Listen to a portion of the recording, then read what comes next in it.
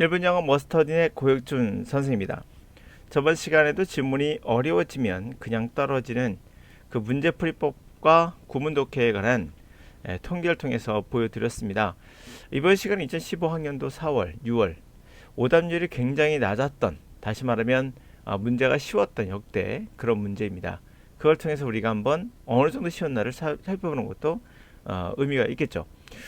그래서 오답률 1위 33번과 42번을 다뤄보도록 할 겁니다.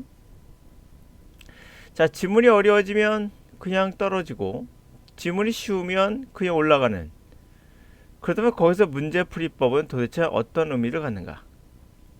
이들은 전혀 앵커 역할을 하고 있지 못하고 있다. 그러므로 의미 없다 라고 또 반증할 수 있겠죠. 구문독해 또한 마찬가지 아니겠는가 라는 생각이 듭니다. 실제로는 구문독해가 도움이 되지 않을 수 있습니다. 문제 지문이 어려워지는 건 사실은 추상적인 부분에서 어려워지거든요. 그리고 약간 추상적이고 구체적이지 모를 때, 아주 직관적으로 오지 않을 때 내용이 우리는 어렵다라고 느끼게 됩니다. 이 직관과 구문독해하고는 별 상관없습니다. 그것은 말하는 사람의 단어의 선별에 따라 결정되는 거기 때문에 그렇습니다. 자, 이 문제 같은 경우가 여기서부터 대략 보면은 여기까지가 약간 추상적이고요. 여기서부터 나오는 내용이 아주 직관적으로 이해가 됩니다. 그러므로 이 문제 같은 경우는 이 뒤만 보더라도, 읽거나 무슨 말인지 모른다 하더라도 이 뒤를 보더라도 충분히 주제를 잠드는 문제가 없습니다. 그럼 이 문제가 왜 오답률이 높았느냐? 그나마 그 이유는 바로 여기죠. 여기가 해석이 아마 적절하지 못했을 거라고 판단됩니다. 이 전체 문제 사실 70% 이상은 여기에서 틀렸을 거라고 보여집니다. 제 생각에 선택지입니다. 문제는 얘죠. 이거는 구문의 독해 문제가 아니에요. 밑에 있는 건 구문 독해 문제가 아니라 해석을 했을 때 그 의미를 잘 받아들이지 못하는 독해력 부족인 거죠. 해독력 부족이지 구문 독해는 아닙니다. 뭐 여기 주어 동사가 어디 있습니까? 그렇죠? 그런 관점으로 볼 수 있는 건 아닌 거죠. 자, 투부정사 뭐 ing 이런 해석과 관련 것은 아닙니다. 두 번째로는 이것은 오답률 1위가 59%밖에 되지 않아요. 요즘에 대략 70% 넘는 거로 비하면 쉽죠. 그런데 문제를 보시면 알겠지만은 지문도 쉽습니다. 좀 이따 볼게요. 41번 같은 경우는 오답률이 굉장히 낮아요. 근데 이것만 높았습니다. 59%였는데 그 이유는 거의 70, 전 거의 90%, 아니 100% 확실합니다. 이 단어 몰라서 그런 거예요. 이런 경우 있을 수 있습니다. 예. 자, 해결책은 뭘까요? 역시 독해를 많이 통해서 여러 단어를 접해 보셔야 합니다. 단어장 암기할 것이 아니라.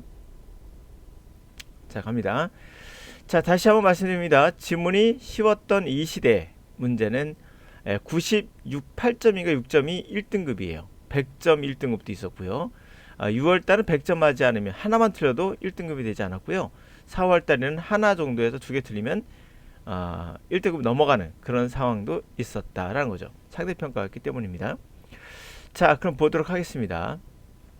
While we like to think that our habits follow our intentions, it's possible for intention and habit to be completely reversed. How the habit started in the first place could be a complete accident. But we can then work out our intentions from our behavior as long as there is no strong reason for their behavior. Say, I take a walk along the park every afternoon, and each time I follow a particular route which takes me past a dog pond. When asked why I take this route, I might reply that I like to watch people feeding the dogs. In reality, I just walked the way the first time, completely at random, and saw no reason not to do same the next day. Then now, after habit established, I try to come up with reason, and the dogs spring to mind. I end up blank. 자, 우리는 이렇게 생각하고 싶어하죠. 우리 습관이 우리의 의도를 따라간다고. 그렇지만 이것도 가능해요. 의도와 습관이 완전히 리버스, 역전되는 거, 그쵸? 완전히 반대가 되는 거, 뒤집혀지는 것도 가능합니다. 다시 말하면 의도가 습관을 따라가는 거겠죠. 자, 어떻게 습관이 형성되는가, 그렇죠? 우선 이렇게 형성되는 거는 완전히 액시던트, 사고 같은 우연일 수 있어요. 그러나 우리는 그 다음에 work out intention, 우리의 의도를 우리의 행동으로부터 work, 뭔가 작용을 해서 out, 끄집어내는 거죠. 그러므로 우리 그 다음에 우리의 의도를 우리의 행위로부터 끄집어낼 수 있어요. 네. 됐습니까? 추상적이죠. 어떻게 습관이 시작을 했겠죠, 우선. 그러면 완전히 이건 우연이에요, 사실. 그런데 우리는 그 의도를 행동으로부터 그죠? 그래서 끄집어내는 거예요. 끄집어낼 수 있어요. 자, 그것이 그렇게 강한 reason, 그 행동에 대한 강한 이유가 없던 한, 이유가 없다면 우리 의도를 이렇게 끄집어낼 수 있다라는 겁니다. 좀 추상적이죠. 무슨 말인지 대충 아시겠죠. 그러나 갑니다. 자, 예를 한번 들어볼까요? 자, 내가 산책을 합니다. 공원을 따라서 여기저기를. 자, 매일 오후에요. 근데 매번 내가 특정한 루트, 길을 따라가요. 근데 그 루트가 나를 지나치게 합니다. 바로 오리 우물을, 연못을 지나치게 해요. 자, 그래서 내가 누군가 나에게 물어봐요. 왜 이 루트를 따라갑니까? 라고 물어보면 나는 아마도 이렇게 대답할 거예요. 내가 사람들이 feeding, 먹이는 거죠. 덕에게 먹이를 주는 걸 좋아해요. 라고 해요. 그럼 보는 걸 좋아합니다. 이게 바로 의도적으로 한 거 아닌데, 그죠? 우연이었는데 의도를 갖고 끄집어내는 거죠. 의도를. 자, 실제로 나는 단지 그런 식으로 처음에는, 아까 말한 대로 단지가 그 길로 처음에 걸은 거예요. 그냥. 완전히 랜덤한 거죠. No reason. 이유를 없어요. 똑같은 것을 다음날 하지 않을 이유가 없는 거죠. 그래서 지금 그 습관이 확정된 거예요. 확립된 거죠. 그 후에는 나는 come up with reason. 그 이유를 come up with, 끄집어내는 거죠. 이게 바로 아까 말했던 workout이 되겠죠. 그 이유를 가지고 나와요. 우리가 그래서 마음에 툭 하고 튀어나오는 거죠. 나는 결국엔 어떻게 될까요? 끝엔 어떻게 될까요? hide intention, 의도를 숨긴다. 내 이전의 행동에 대한 의도를 숨긴다. 이런 말 없었고, 후회한다 말 어울 리가 없겠죠? confuse, 그러니까 나 무의식적 행동을 후회한다. 이런 말 없었고, 혼돈된다. 그 이유를, 왜 내가 운동을 시작했는지에 대한 이유가 혼돈된다. 없었고, infer, 추론한다. 의도를 생각해낸다는 거죠. 자, 본질적으로는 우연이었는데, chance. 단지 우연이었던 것으로부터 우리가 의도를 끄집어낸다. 인 4번의 정답이겠죠. 자, 내 오래된 습관에서 벗어나서 새로운 습관을 대신에 만든다. 이런 거 없었어요. 다 지우기만 해도 충분히 풀 수 있는 난이도가 없는 문제였죠, 사실은. 자, 이 문제 같은 경우는 빈칸만 틀렸거든요. 주제를 잡기가 되게 쉬웠어요. 그래서 가볍게 여기만 봐도 뭐 대충 알 수 있는 문장인데 보도록 할게요. 자, 만약에 당신이 made sit, 앉아요. 테이블에 앉아 있어요. 근데 언제까지 하면 되가 접시를 다 깨끗하게 클리어하게 먹을 때까지 강제로 메이드 했어요. 그럼 당신은 혼자 있는 것은 아니에요.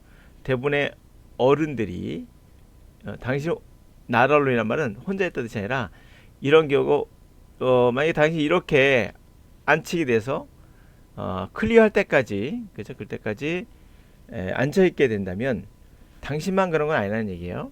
대부분의 어른들이 이러한 지점까지 고통을 겪어왔어요.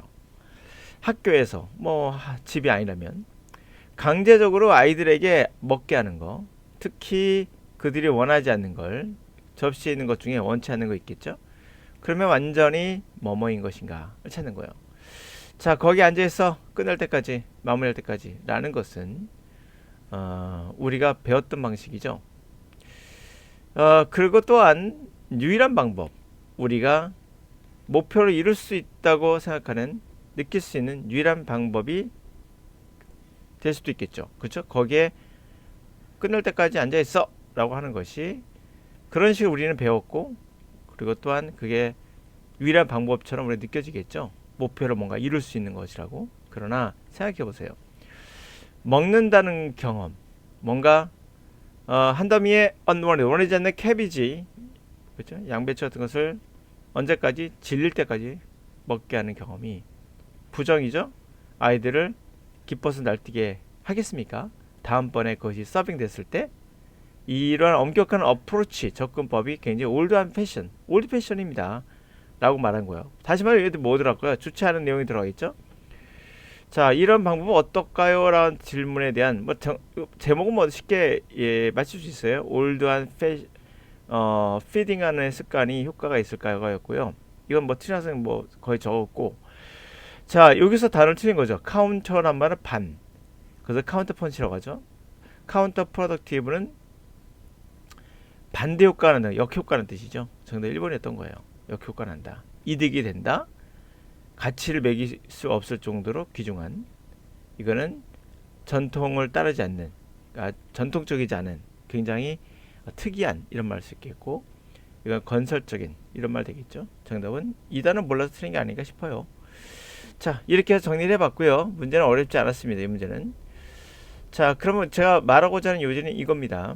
과연 지문이 어려워지면 그냥 떨어진다면 여러분들 도대체 풀이법은 왜 배우시는 겁니까? 도대체 여러분에게 구문독해는 어떤 의미가 있는 겁니까? 를 말하고 싶은 거죠. 자, 보다시피 3, 3번 같은 경우도 여러분들이 여기에서 문제가 되는 것이 아니라 결국엔 선택지에 있는 지문이 문제가 된 거거든요. 이런 경우는 어떻게 해결이 되는 것인가? 구문독해가 답이 아니라는 걸 여러분들은 아실 겁니다. 바로 듣기평가에 나오는 짧은 지문들을 해석하는 습관들이 빨리 해석하는 습관들이 안 돼 있어서 그래요. 그거는 구문독해와 상관이 없습니다. 보시면 알겠지만 단어도 그렇게 어렵진 않습니다. 그러므로 단어도 아닌 구문도 아닌 해독력 부족이다 라고 평가하는 게 맞다. 문제 풀이법 같은 건 필요 없다. 결론적으로 필요 없죠. 전체 내용 알면 다 답이 나오는 거니까요. 그리고 시간이 문제였을 것이다 라는 생각도 한편 듭니다. 문제가 어려워지면요, 해독이 잘 안 되기 때문에 시간이 오래 걸려요. 거기에서 오는 오답률도 많아지는 그런 경향이 있다는 거죠. 문제 풀이법 같은 거, 문제 풀이법의 문제가 아니라.